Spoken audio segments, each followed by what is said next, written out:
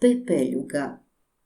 Jednom davno živjela je djevojčica po imenu Pepeljuga sa zlom maćehom i 2 polusestre. Pepeljuga je morala sve sama raditi, prati podove, posuđe pa i spremati sobe svojih sebičnih sestri, a kada je valjalo otići na počinak, zaspala bi umorna na slami pored ognjišta. Iznenada je iz kraljevske palače stigao poziv svim djevojkama da dođu na veliki bal kako bi kraljević odabrao svoju buduću nevjestu. I Pepeljuga je htjela otići na ples, ali je bila uvjerena kako je nitko ne bi tako uprljanu i ružno odjeveno pustio u dvorac. Dok su se njene sestre veselile plesu, Pepeljuga im je pomagala u dotjerivanju frizura i haljina. Kada je umorna legla zaspati, pojavi se Dobra Vila. Mislila je da sanja, vidjela je kako Dobra Vila pretvara sićušne miševe u velike konje, a običnu bundevu u predivnu kočiju. I tako, poput čarolije, Dobra Vila pretvori i njezinu poderanu odjeću u prekrasnu haljinu.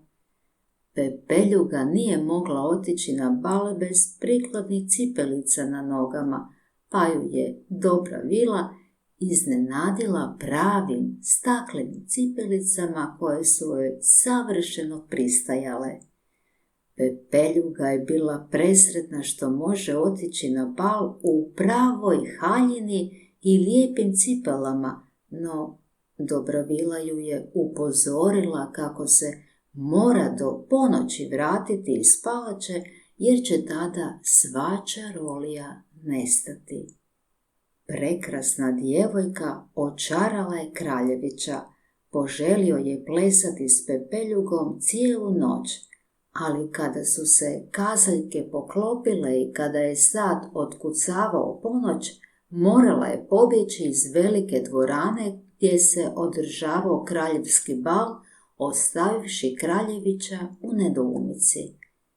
Krenula je potraga, ali nitko nije znao gdje je nestala lijepa djevojka.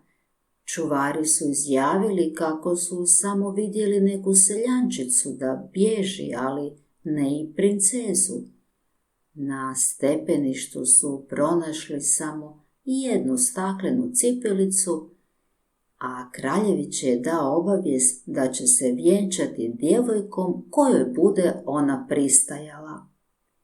Sluge su nosile cipelicu po cijelom kraljevstvu, a kada su došli do kuće u kojoj živjela Pepeljuga, polusestre su požurile probati cipelu, ali ona im nije odgovarala.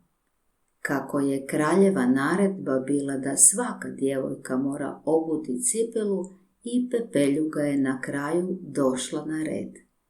I na veliko zaprepaštenje sviju, Pepeljugi je cipelica savršeno odgovarala. Sestre su se začudile, ali i preplašile što će biti s njima, i molile su Pepeljugu za oprost.